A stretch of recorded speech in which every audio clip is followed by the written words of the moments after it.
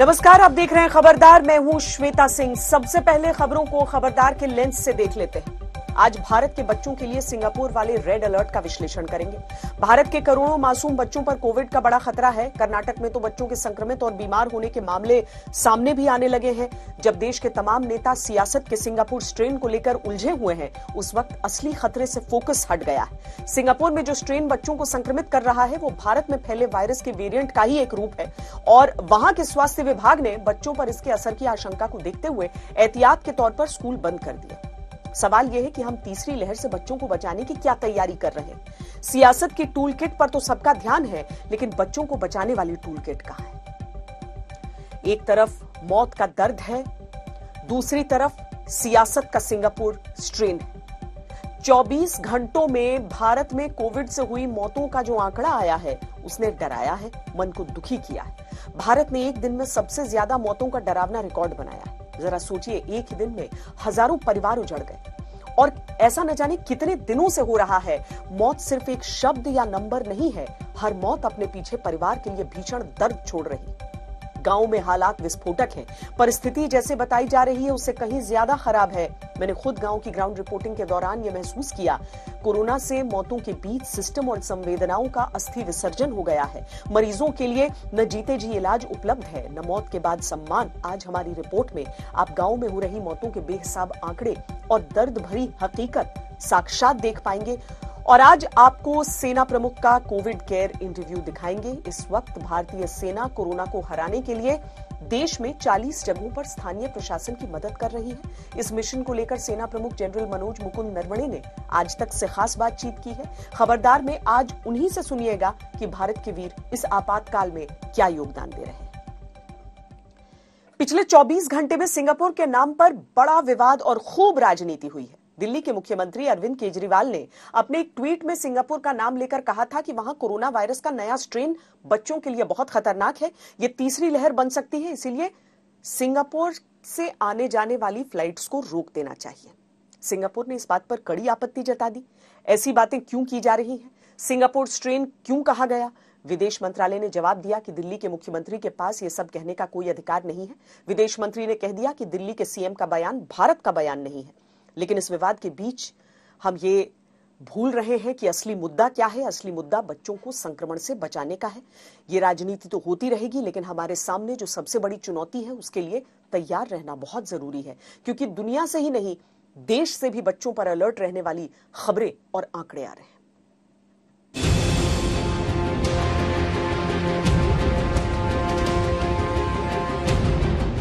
बच्चों के लिए घातक कोरोना वेरिएंट भारत में किस रास्ते से आएगा, इस पर किसी देश का नाम क्या लेना, क्योंकि सिंगापुर ने जिस वेरिएंट को वहां के बच्चों के लिए घातक बताया और जिस वेरिएंट पर ऐसा विवाद हुआ कि राजनीति और कूटनीति में कोई फर्क नहीं रह गया, वो वेरिएंट कहीं और का नहीं, कोरोना का वही वेरिएंट है जिसने दूसरी लहर में भारत में तबाही मचाई। लेकिन बात न इस राजनीति की है, न इस कूटनीति की है, बात बच्चों को नए खतरे से बचाने की नीति की है, क्योंकि देश में ही इस पर चिंताजनक खबरें आ रही हैं। कर्नाटक में दूसरी लहर में ही बच्चों में संक्रमण के मामले बढ़ गए हैं। पिछले साल मार्च से सितंबर के बीच पहली लहर जब पीक पर थी, तो 10 साल तक की उम्र के बच्चों में संक्रमण के 19,378 केस आए थे और 11 से 20 साल के एज ग्रुप में 41,895 केस आए थे। लेकिन दूसरी लहर में 1 मार्च से 16 मई तक अकेले बेंगलुरु में ही 19,000 से ज्यादा केस आ चुके हैं। Reason why the number of cases is more in pediatric is because when compared to last year, the infectivity is much higher. Why the pediatric age group they are less susceptible to COVID is their innate immunity is much more higher, and also the second one is there is a recurrent infection, viral infection. Because of that, the immunity is much more better. The main reason being irresponsible behavior of the adults who are getting exposed, and these adults coming to the home and the children are getting exposed. Second important point is the variant of the coronavirus. So what we can do to prevent this one? Main thing is the responsible behavior of the adults and to teach the kids of proper hygiene and good hygiene and maintain social distancing, appropriate usage of mask and all. यानी जब बच्चे दूसरी लहर में ही संक्रमण का शिकार हो रहे हैं, तो तीसरी लहर के बारे में अंदाजा लगाना मुश्किल है कि ये बच्चों के लिए कितनी घातक होगी। Virus has mutated. It is affecting younger and younger population, including younger adult, younger pediatric patients. In some of the patients, they are getting complicated, but most of the patients do have much more symptom as compared to the last year. हालांकि अभी तक ऐसे पक्के आंकड़े या सबूत नहीं है कि भारत में दूसरी लहर बच्चों के लिए घातक साबित हुई है या उनमें मृत्यु दर ज्यादा हुई है। लेकिन ये बात सरकार के एक्सपर्ट्स भी मानते हैं कि दूसरी लहर में जितना बड़ों पर असर हुआ है, उतना ही बच्चे भी संक्रमण का शिकार हुए हैं। इसीलिए ये चिंता की बात है। कर्नाटक, महाराष्ट्र, उत्तराखंड और उत्तर प्रदेश जैसे राज्यों में बच्चों में संक्रमण के काफी मामले आए हैं। ये खतरे की घंटी है और इसीलिए बिना देर किए बच्चों को बचाने के लिए अभी से तैयारी करनी होगी। दिल्ली ने बच्चों के लिए अलग कोविड टास्क फोर्स बनाने का फैसला किया है। इससे पहले महाराष्ट्र भी ये ऐलान कर चुका है। ओडिशा में भी बच्चों के मामले देखने के लिए नई कमेटी बनाई गई। यूपी और उत्तराखंड जैसे राज्य भी तैयारी कर रहे हैं। हम ये समझ ही नहीं रहे कि हमें अलर्ट रहना है। मुद्दा सिंगापुर नहीं है, मुद्दा हमारे बच्चे हैं। आप सिंगापुर को मुद्दा बनाना चाहते हैं, हम बच्चों की चिंता कर रहे हैं। आप सिंगापुर पर राजनीति करना चाहते हैं, हम चाहते हैं हाथ जोड़ के हमारे बच्चों को बचाइए। अगर वैज्ञानिक इस बात को कह रहे हैं, अगर साइंटिस्ट इस बात को कह रहे हैं, अगर सुप्रीम कोर्ट को यह बात कहनी पड़ रही है, अगर चारों तरफ से यह बात सुनने को मिल रही है कि अगले स्ट्रेन में, अगली वेव में हमारे बच्चों को खतरा है, तो आप उसकी चिंता करिए ना, उस पर अलर्ट रहिए ना, उस पर तत्परता दिखाइए ना। आने वाले वक्त में बच्चों पर संक्रमण का खतरा कितना बड़ा होगा, ये वायरस की म्यूटेशन पर भी निर्भर करता है। लेकिन इस खतरे को कम से कम कैसे किया जा सकता है, इसमें हेल्थ सिस्टम की तैयारी और बच्चों के लिए वैक्सीनेशन बहुत जरूरी है। इसके लिए भारत बायोटेक की कोवैक्सीन को ट्रायल की मंजूरी मिल गई है। लेकिन हमें ये भी देखना होगा कि खतरा बिल्कुल करीब है और दुनिया के दूसरे देश तो बच्चे के वैक्सीनेशन के बड़े कदम उठा चुके हैं, जबकि हम सियासी लड़ाई में ही अटके हैं। अब हम बात जब तीसरी लहर की कर रहे हैं, इसमें सबसे ज्यादा जरूरी है इस वक्त ये देखना कि बच्चों के लिए कितनी तेजी से भारत एक वैक्सीन बना सकता है। क्योंकि जो वेस्टर्न कंट्रीज हैं, अगर हम अमेरिका की बात करें या फिर यूरोपियन नेशंस की बात करें, वहां पर बच्चों को वैक्सीन देने का जो प्रोग्राम है वो शुरू हो चुका है। इसलिए राजनीति छोड़कर हम अपने बच्चों को कैसे सुरक्षित रख सकते हैं, इस वक्त ये सोचना बहुत जरूरी है। बेंगलुरु से नागार्जुन और दिल्ली से मिलन शर्मा के साथ आज तक ब्यूरो। हालांकि राजनीति के साथ साथ इस बात को भी देखना होगा क्या ऐसे समय में गैर जिम्मेदाराना कूटनीतिक बयान दिए जा सकते हैं या नहीं, क्योंकि ये ऐसा समय है जहां पर सिर्फ देश में सभी राजनेताओं को सहयोग नहीं करना है, बल्कि सभी देशों को एक साथ सहयोग करना है। बहरहाल हम इस बड़े खतरे की अनदेखी नहीं कर सकते, क्योंकि बात बच्चों की सुरक्षा की है। दूसरी लहर में जिस तरह से सरकारें फेल हुई, वो इस बार भी हुआ तो और बड़ी तबाही आ सकती है। पहले से तैयारी इसीलिए जरूरी है। दुनिया भर में बच्चों को लेकर चिंता हो रही है और भारत में जरूरत है कि तैयारियां हो। कोरोना के नए वेरिएंट्स बच्चों के लिए बड़ा खतरा कैसे बन गए हैं, ये हम आपको बताते हैं।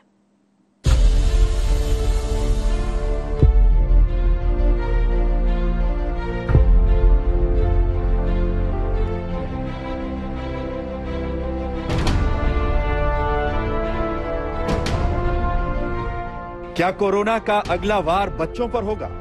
और अगर ऐसा हुआ तो बच्चों को कैसे बचाएंगे? पूरी दुनिया परेशान है, पूरी दुनिया में अलर्ट है और बच्चों को लेकर डर है।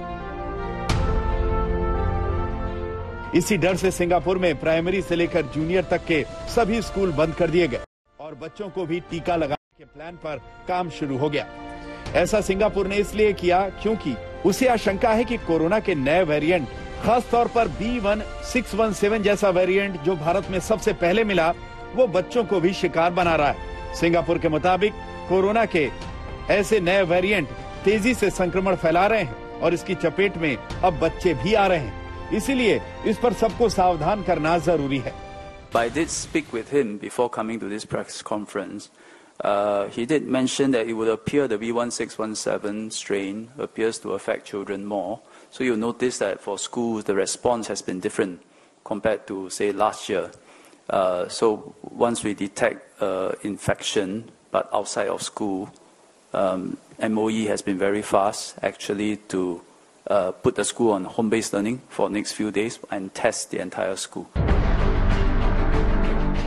वैसे तो ऐसा कोई आधिकारिक आंकड़ा नहीं है जिससे बताया जाए कि कोरोना के नए वेरिएंट से सिंगापुर में कितने बच्चे संक्रमित हुए, लेकिन वहां पर इसको लेकर बड़ी चिंता है, क्योंकि सिंगापुर में पिछले साल सितंबर के बाद पहली बार अचानक एक दिन में सबसे ज्यादा नए केस आने लगे।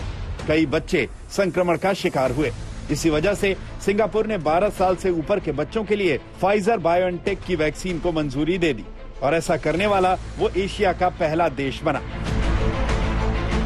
लेकिन बात किसी एक देश की नहीं है, बात बच्चों की है और बच्चों को लेकर अलर्ट हो जाने की है, क्योंकि कोरोना के नए वेरिएंट पर अगर कोई सावधान कर रहा है तो उसकी अनदेखी नहीं की जा सकती। कोरोना वायरस के जिस B1617 जैसे वेरिएंट पर सिंगापुर ने बात की है, इसे वहां के बच्चों के लिए ज्यादा संक्रामक बताया गया।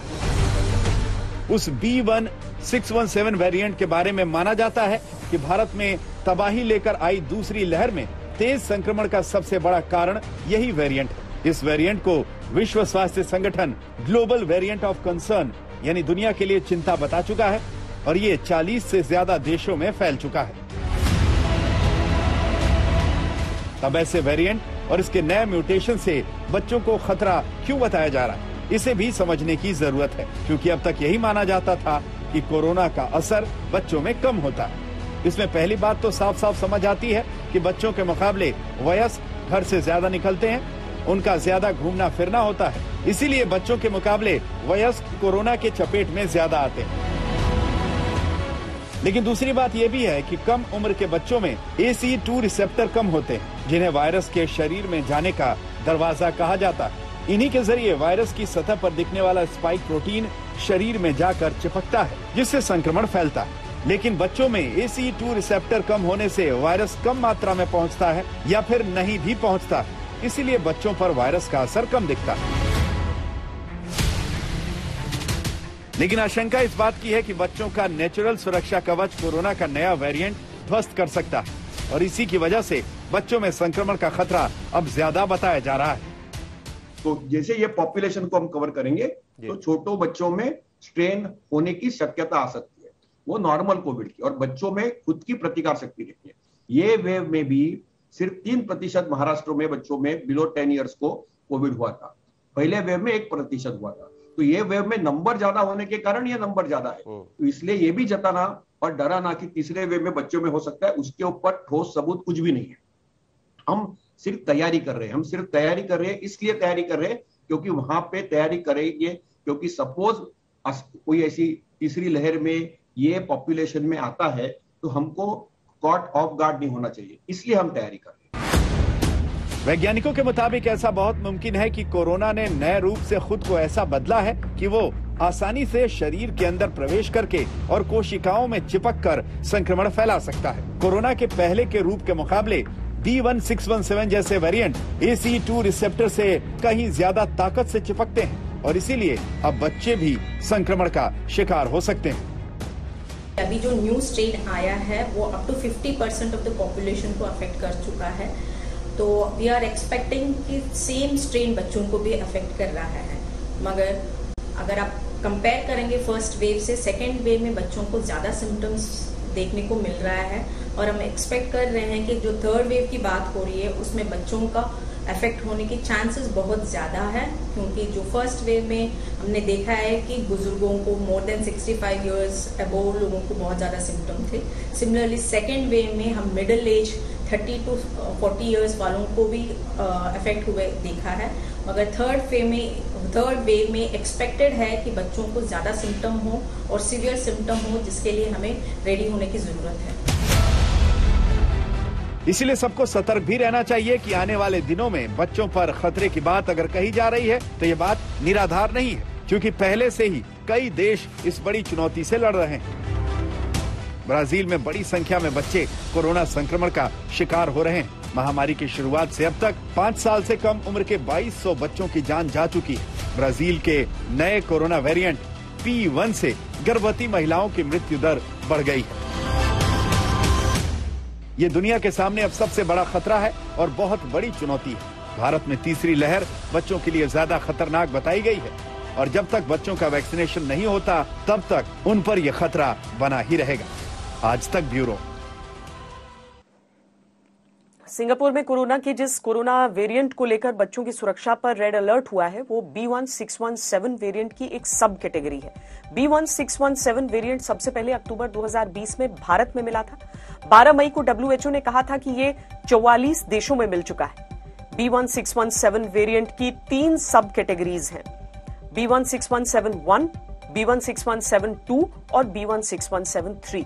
सिंगापुर के हाल के कोरोना मामलों में B16172 के मामले हैं। अमेरिका में 15 मई तक B16171 के 192 केस मिले, जबकि B16172 के 494 केस सामने आए। इसके अलावा ब्रिटेन में लगातार दूसरे हफ्ते B16172 के केस दोगुने से ज्यादा आए। हाल में नेपाल में B16172 के केस 97% पॉजिटिव सैंपल्स में मिले, जबकि B16171 केस बाकी 3% पॉजिटिव सैंपल्स में मिले।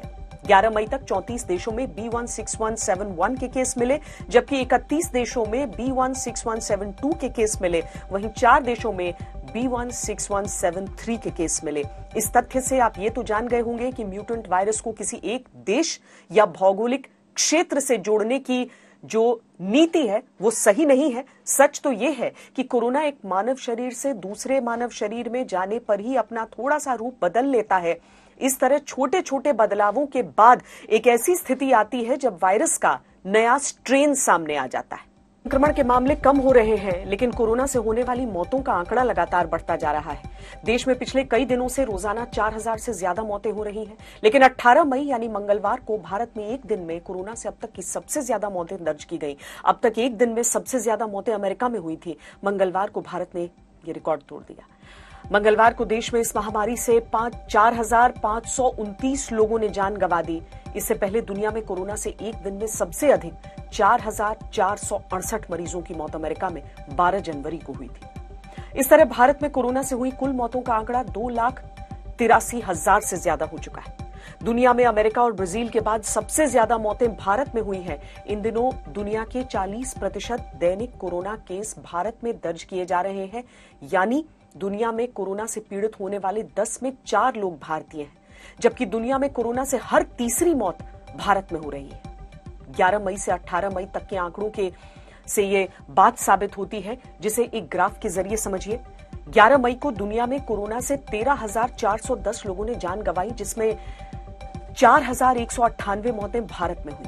12 मई को मौतों का वैश्विक आंकड़ा 13,878 था, जिनमें से 4,128 मौत अकेले भारत में दर्ज हुई।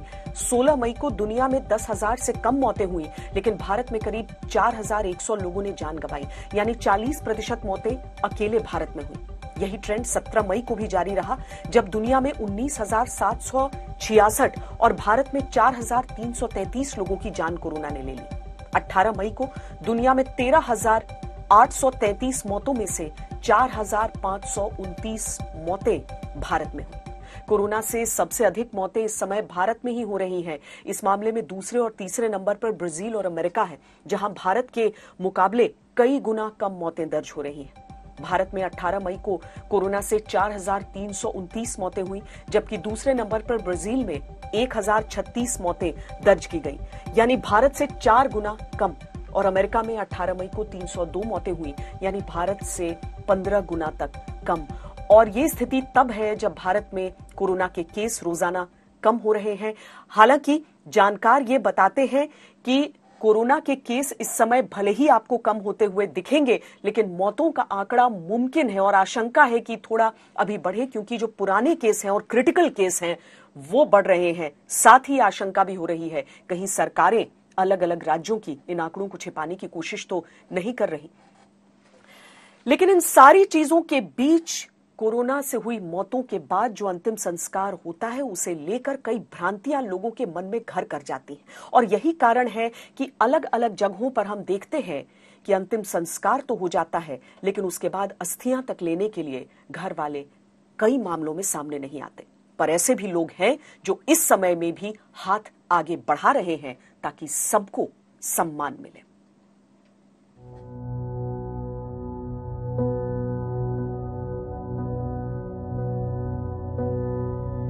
इस बार तो ऐसी दर्दनाक स्थिति थी कि लोग अपनों को छोड़ छोड़ के जा रहे थे। लगभग 100 बॉडी में से लगभग 10 से 12-15 बॉडी वाले ऐसे होते हैं जो अस्थि लेने आते ही नहीं है।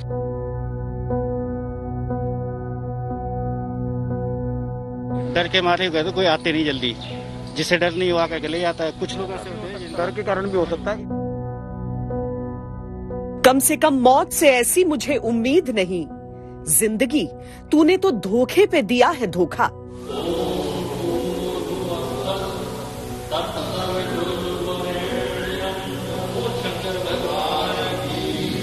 हमारा प्रयत्न ये रहता है कि जहां से भी हमें अस्थियां मिलती हैं हम वहां से लाते हैं, अपना परिवार समझ के लाते हैं और उनको मान सम्मान के साथ उनको विसर्जन हरिद्वार गंगा जी में विसर्जन करते हैं। जीवन के लिए इलाज का इंतजार, मृत्यु हो जाए तो संस्कार का इंतजार, संस्कार हो जाए तो अस्थियों का इंतजार। अब मैंने देखा कि मानवता बिल्कुल संवेदन शून्य हो गई है। लोग जिनके माता पिता ने उनको पाल पोस करके बड़ा किया, जिनको इतना बड़ा कर दिया, आज जब उनका क्रिमेशन का समय आया तो उनको छोड़ के चल रहे हैं कि इनके धुएं से हमें एलर्जी हो जाएगी, हमारे को इससे हो जाएगी। और यहां तक कि मैंने देखा आलम ये था यहाँ पर कि वेटिंग चल रही थी, तो वेटिंग में भी लोग फोन कर करके कहते थे कि हमारे पिताजी का जल्दी करा दो, हमारी माताजी का जल्दी करा दो। अरे भाई, जीवन उन्होंने दिया, पूरा जीवन काट दिया, आपको काहे की जल्दी है? थोड़ा समय उनके साथ में बिता लो। इन बोरियों में अस्थियां हैं, वो अस्थियां जो परिजन लेकर नहीं गए। वजह पता नहीं, शायद गरीबी, शायद लाचारी, शायद संक्रमण का डर, लेकिन एक एक बोरी में कम से कम 40 अस्थियां हैं। और अब तक विजय शर्मा और उनकी टीम ने दिल्ली भर के अलग अलग शमशान घाटों से 150 ऐसी बोरियां इकट्ठी कर ली। ये अस्थियां यहां पर अगर है आज तो इस वजह से कि ये पूरी टीम उसे घूम घूम कर अलग अलग इलाकों से अपनों का सम्मान देकर उसे वहां से चुनती है। अलग अलग चिताओं में अंतिम संस्कार जब हो जाता है तो वहां से चुन चुन कर अलग अलग बोरों में, यानी सबका सब एक व्यक्ति है, सब एक याद है, सब एक शख्सियत है, और आप लोग उस सम्मान से लेकर उसे यहां पर आए हैं। क्या आपकी सोच रही है इसके पीछे? देखिए, ये एक मानवता के लिए है कि जब हम ये देखते हैं कि ऐसा सब कुछ हो रहा है, और इस बार तो ऐसी दर्दनाक स्थिति थी कि लोग अपनों को छोड़ छोड़ के जा रहे थे। घर से जब कोई व्यक्ति कोरोना का जाता था तो हमें उसकी दर्द पीड़ा का पता है। वो कह के जाता था कि अगर मैं नहीं रहा तो वहीं सिर्फ अंतिम मिलन मैं घर से करके जा रहा हूँ।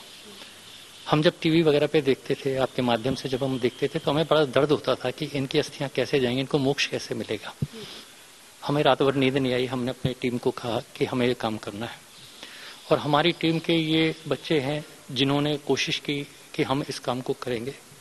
और हमने उसी दिन से प्रण ले लिया कि जब तक अब इस महामारी का अंत नहीं होता और किसी की भी अगर ये हो जाता तो उसके मन में ये दर्द पीड़ा ना रहे कि मेरे परिवार को मोक्ष कैसे मिलेगा। हम लोग उसके पिता बन के, उसके भाई बन के, उसके बेटे बन के हम उनको मोक्ष कराएंगे, ऐसा हमने नियम लिया है। ये बहुत दर्दनाक है कि कई लोग तो ऐसे होते हैं जिनके परिवार में शायद कोई अंतिम संस्कार के लिए न रह गया हो, लेकिन कुछ ऐसे भी होते हैं जो छूने से डरते हैं क्योंकि उन्हें लगता है कि कहीं संक्रमण न लग जाए, जबकि ये सच नहीं है। आप लोगों के मन में कभी ये संशय आता है? नहीं, ऐसा तो नहीं आया अभी तक। नहीं।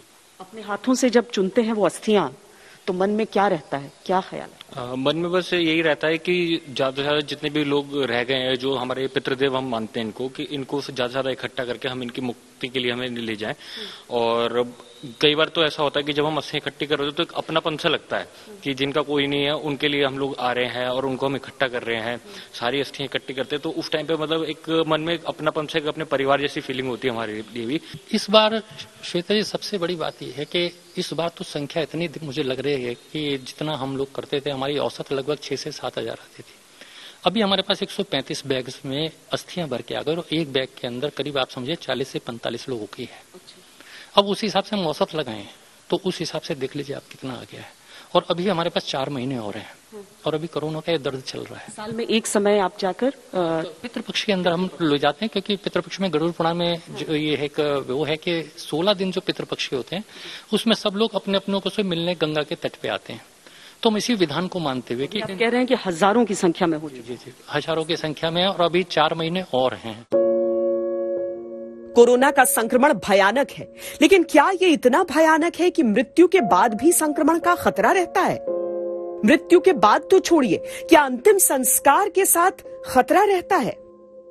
ये कहते हैं कि वायरस में अपनी जान नहीं होती है। बिल्कुल नहीं जान। Virus is totally dependent on the cell, 100%। मतलब जब तक जीवित शरीर है तब तक वायरस भी जीवित है, उसमें रहेगा। जैसे ही वो सेल मरेगा तो खत्म हो जाएगा।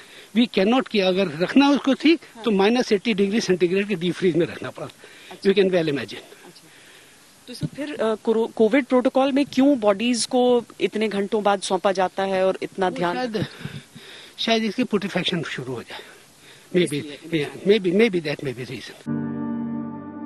किसी भी कोरोना संक्रमित मरीज की अगर मृत्यु होती है तो पूरी तरह से सैनिटाइज करने के बाद leak proof plastic body bag में ही शरीर को अंतिम संस्कार के लिए परिजनों को सौंपा जाता है।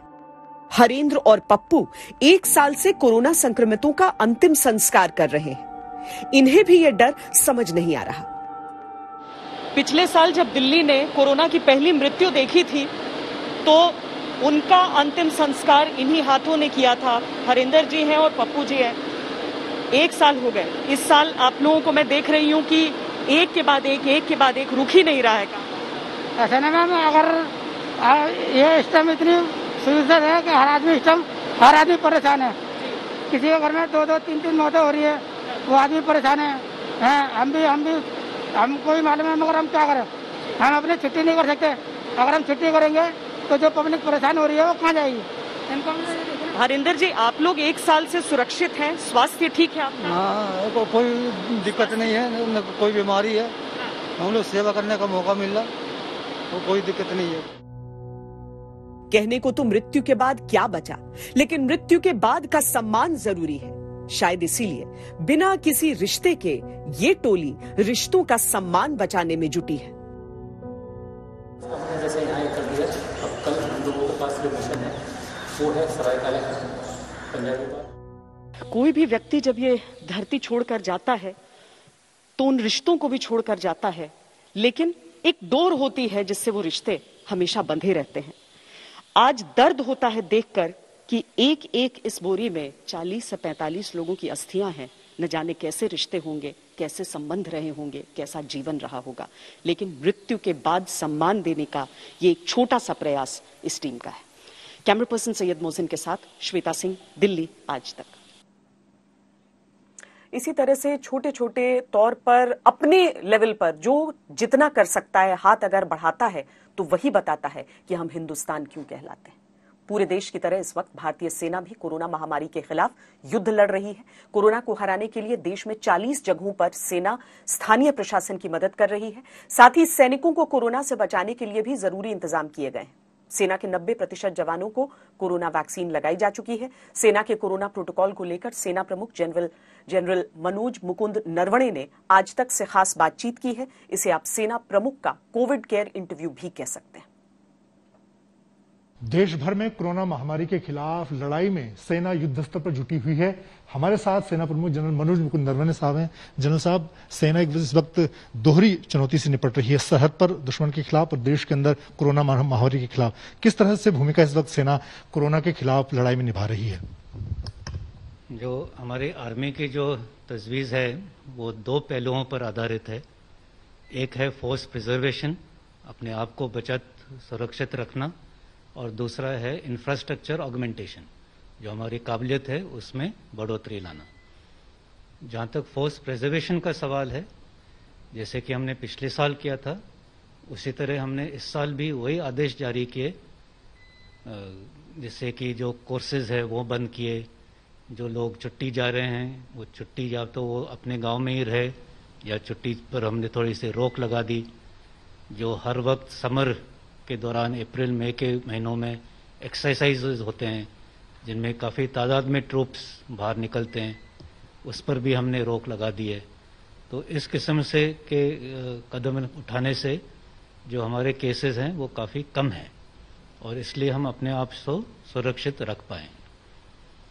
जहाँ तक इंफ्रास्ट्रक्चर ऑगमेंटेशन का सवाल है, इस सर्च को देखते हुए, मद्देनजर रखते हुए हमने भी काफ़ी जोर लगाया और सभी लोगों को बताया था कि वो अपने अपनी जो क्षमता है उसको बढ़ाएं। और ऐसे करने से पिछले एक महीने के अंदर अंदर मिडिल ऑफ अप्रैल 15 अप्रैल से लेकर अगर आप आज तक देखते हैं 16, 17, 18 मई तक इसमें बहुत ज़्यादा बढ़ोतरी हुई है। जैसे कि हमारे O2 बेड थे, ऑक्सीजन एनेबल्ड बेड, जो कि बहुत ज़रूरी है अभी, वो तकरीबन हमारे पूरे सारे MHS को मिला के तकरीबन 1800 थे। वो एक महीने के अंदर ये बढ़कर अभी 4800 हो गए, मतलब 2.5 गुना इसमें बढ़ोतरी हुई है। उसी तरीके से हमारे जो ऑक्सीजन स्टोरेज प्लांट थे वो कुछ 20-22 थे, वो अभी 40 से भी ज़्यादा हो गए हैं, तो वो भी एक काफ़ी बढ़ोतरी हुई है। जो हमारे ऑक्सीजन जनरेटिंग प्लांट्स थे वो चंद एक हॉस्पिटल्स में ही थे, क्योंकि हम भी जो है सिविल पर ही डिपेंड कर रहे थे अपने ऑक्सीजन सिलेंडर भरवाने के लिए, तो वो भी अभी बढ़कर तकरीबन 90 से ज़्यादा हो गए हैं। तो तकरीबन जितने भी हमारे हॉस्पिटल है वो ऑक्सीजन जनरेशन में भी सेल्फ सफिशिएंट हो गए। उसी तरह जो ऑक्सीजन कॉन्सेंट्रेटर है वो भी अभी 3000 से भी ज़्यादा है। तो इस तरीके से हमने काफ़ी हमारे इंफ्रास्ट्रक्चर में हमने बढ़ोतरी की है, चाहे किसी कोविड के वजह से हो या किसी और वजह से हो, वो काफ़ी अभी बढ़ गई है। तो मैं समझता हूँ कि अभी हम कोई भी ऐसे नेचुरल कैलेमिटी भी होती है, चाहे साइक्लोन हो, चाहे अर्थक्वेक हो, तो जो हमने एक्स्ट्रा भी फैसिलिटीज़ क्रिएट किए हैं वो उससे भी निपटने में काफ़ी होंगे। Thank you. सेना प्रमुख जनरल मनोज मुकुंद नरवणे ने साफ किया है कि कोविड महामारी के बीच जो सेना की तैयारियां हैं, चाहे कोविड के खिलाफ लड़ाई हो या सरहद पर, दोनों ही मोर्चों पर सेना पूरी तरह से मुस्तैद है। कैमरामैन अशोक भनोट के साथ मंजीत नेगी, दिल्ली, आज तक। देश में महंगाई लगातार बेकाबू होती जा रही है।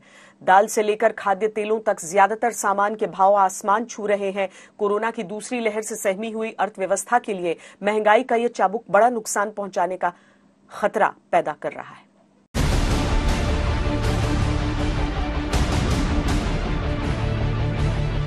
खपत आधारित भारतीय अर्थव्यवस्था की ग्रोथ के रास्ते में महंगाई ब्रेकर बनकर खड़ी हो गई है। कोविड के चलते स्वास्थ्य खर्चों में तेज बढ़ोतरी, पेट्रोल डीजल के बढ़ते दाम और सामान की ऑनलाइन डिलीवरी से महंगाई दर बढ़ने का जोखिम पैदा हो गया है। इस तरह की जरूरत पर ग्राहकों का खर्च बढ़ने का असर दूसरे सामानों की बिक्री में कमी के तौर पर सामने आने लगा है। कोरोना में जिस तरह से लोगों की आमदनी घटी है, उससे तो ये आशंका लगातार गहरा रही है। जाहिर है अगर ऐसा हुआ तो फिर इकोनॉमी की रफ्तार घटेगी, क्योंकि आर्थिक विकास दर अभी भी काफी हद तक खपत आधारित डिमांड के भरोसे है। दरअसल अप्रैल में थोक महंगाई दर के 10% के पार निकलकर 11 साल के उच्चतम स्तर पर पहुंच जाने से पॉलिसी धारकों समेत कारोबार जगत की चिंता बढ़ गई है। 1-1.5 साल से जो सेल वॉल्यूम, जो टर्नओवर है, वो ऑलरेडी कम है, और वो कम होने के साथ साथ COGS बढ़ने के साथ साथ लोगों के जो प्रॉफिट मार्जिन है वो लगभग खत्म से हो गए हैं। और अगर ये प्रॉफिट मार्जिन खत्म रहे तो ये फूड इंडस्ट्री पूरी कोलैप्स कर जाएगी। ये एक बहुत बड़ी इंडस्ट्री है, 2 लाख करोड़ रुपए की टर्नओवर इस इंडस्ट्री के अंदर रहती है, जिससे कई हजारों लाखों लोगों को व्यापार व्यवसाय भी मिलता है और एम्प्लॉयमेंट भी मिलती है। अगर ये कंट्रोल में नहीं आया है, पूरा इकोनॉमिक स्ट्रक्चर कंट्रोल में नहीं आया, तो फूड इंडस्ट्री कोलैप्स हो सकती है। मुझे लग रहा है कि अगर कोविड की यही सिचुएशन रही तो इन्फ्लेशन बढ़ने के चांसेस और बढ़ जाएंगे। उसका एक रीजन मैं और मानता हूं, स्केल ऑफ इकोनॉमी। जितने भी MSME हैं या बड़े यूनिट्स हैं, वो अपने पूरी स्केल के अंदर प्रोडक्शन नहीं कर पा रहे हैं। उससे हो क्या रहा है कि उनके ऊपर प्रेशर आ रहा है कि अपने प्रॉफिट दिखाने के लिए उनको प्राइसेस बढ़ाने पड़ रहे हैं। ये बहुत बड़ा रीजन बनता जा रहा है। रिटेल महंगाई दर को लेकर एक दिलचस्प खुलासा SBI की रिपोर्ट में हुआ है। अप्रैल के आंकड़ों में आई कमी पर SBI के एक्सपर्ट्स का मानना है कि अप्रैल में खुदरा महंगाई दर मार्च के 5.52% से घटकर 4.29% पर आना दुविधा बढ़ाने वाला है। महंगाई दर में कमी की वजह खाने पीने के सामानों की कीमतों में आई गिरावट है, जबकि इसी दौरान ग्रामीण क्षेत्र संबंधी महंगाई दर बढ़कर 6.4% पर पहुंच गई है। वहीं पेट्रोल डीजल और स्वास्थ्य के मामले में महंगाई दर में सबसे तेज इजाफा हुआ है। जानकारों का मानना है कि महंगाई दर का मंदी के मौजूदा माहौल में इस तरह से बढ़ना देश की अर्थव्यवस्था और जनता के लिए डबल अटैक जैसा है। ग्लोबली कमोडिटी प्राइसेस ऊपर आ रहे हैं और उसका डायरेक्ट इम्पैक्ट अपने देश में भी होलसेल प्राइस इंडेक्स पर पड़ता है। ये भी मानना पड़ेगा जमीनी हकीकत कंज्यूमर के लिए इसका इम्पैक्ट बहुत ज्यादा है, क्योंकि यदि आप रिटेल प्राइसेस में जाएंगे तो कस्टमर को कम से कम 1.5 से दुगना भाव तक बिक रहे हैं, क्योंकि कोरोना अभी भी देश में एक भयंकर रूप में है और होलसेल से रिटेल तक आने में कई स्टेप्स बीच में रहते हैं, जिसके कारण सब्सटेंशियल प्राइस इंक्रीज हो रहा है। एसबीआई की रिपोर्ट के मुताबिक अब महंगाई को कंट्रोल करने के लिए सरकार को कुछ जरूरी कदम उठाने की जरूरत है। एसबीआई का सुझाव है कि पेट्रोल डीजल पर टैक्स को वाजिब बनाकर इनके दाम में कटौती की जाए। ऐसा ना करने पर सोच समझकर किए जाने वाला खर्च लोग कम करते रहेंगे, जो इकोनॉमी की रफ्तार को घटाएगा। साथ ही ऑनलाइन डिलीवरी प्लेटफॉर्म का इस्तेमाल बढ़ने से वहां पर वसूले जाने वाले दाम भी बेकाबू हो गए हैं। अगर इन कीमतों को कंट्रोल किया जाए तो भी महंगाई दर में कमी आ सकती है। हालात सुधरने के बाद कर्ज लेकर कारोबारी निवेश करेंगे। आम जनता घर गाड़ी की खरीदारी करेगी, जिसका सबसे बड़ा आकर्षण कम ब्याज दर होती है। लेकिन अगर महंगाई के मोर्चे पर हालात नहीं बदले तो फिर कर्ज महंगा हो सकता है, जो आर्थिक विकास दर के लिए एक बड़ा झटका साबित होगा। ब्यूरो रिपोर्ट, आज तक। खबरदार में आज के लिए इतना ही। कहीं भी कभी भी सबसे तेज खबरों के लिए लॉग ऑन करें आजतक.in पर या डाउनलोड करें आज तक का मोबाइल ऐप। देश और दुनिया की तमाम ताजा तरीन खबरों के लिए देखते रहिए आज तक।